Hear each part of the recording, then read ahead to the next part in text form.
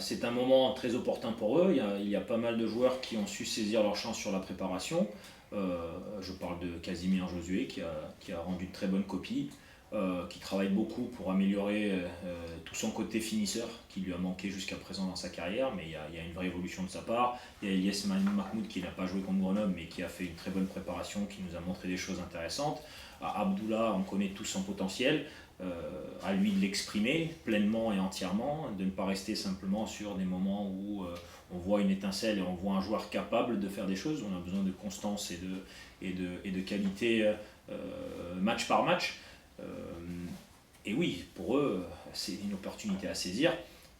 Moi, l'entraîneur que je suis, doit prendre les meilleurs choix possibles pour gagner des matchs, que ce soit avec un garçon de 18 ans ou une recrue ou un garçon qui est là depuis 10-15 ans.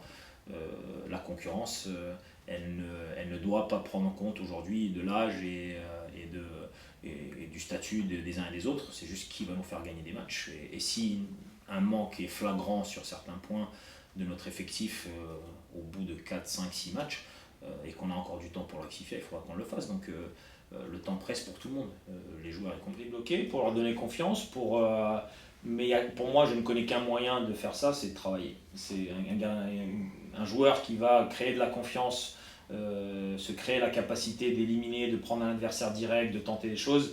C'est quelqu'un qui s'entraîne beaucoup, qui répète ces gestes-là et ça rentre dans son schéma automatique. Je reviens à Josué qui s'entraîne aujourd'hui beaucoup en extra et de manière individuelle pour justement rectifier ce qui lui manque pour faire de lui un joueur très très dangereux.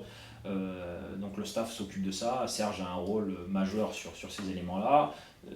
L'analyse vidéo, donc les joueurs reçoivent constamment des clips de leurs actions, on en discute constamment, on leur présente de la data aussi. Tout ce qu'on essaie de faire, c'est que simplement chaque jour ils viennent au centre d'entraînement pour évoluer dans leur jeu et pour développer leurs capacités. Après, on va respecter aussi les profils de certains joueurs. Il y a des profils chez nous qui ne sont pas des profils d'élimination directe. Ils n'en ont pas la vitesse, ni les capacités, ni l'imprévisibilité. C'est vrai que c'est quelque chose qu'on crée quand on est petit et dans le développement, quand on est jeune, cette capacité à éliminer un adversaire, à y prendre du plaisir, elle n'est pas présente chez tout le monde. Respecter les profils des joueurs, mais les développer sur leurs points forts, c'est ce qu'on va essayer de faire.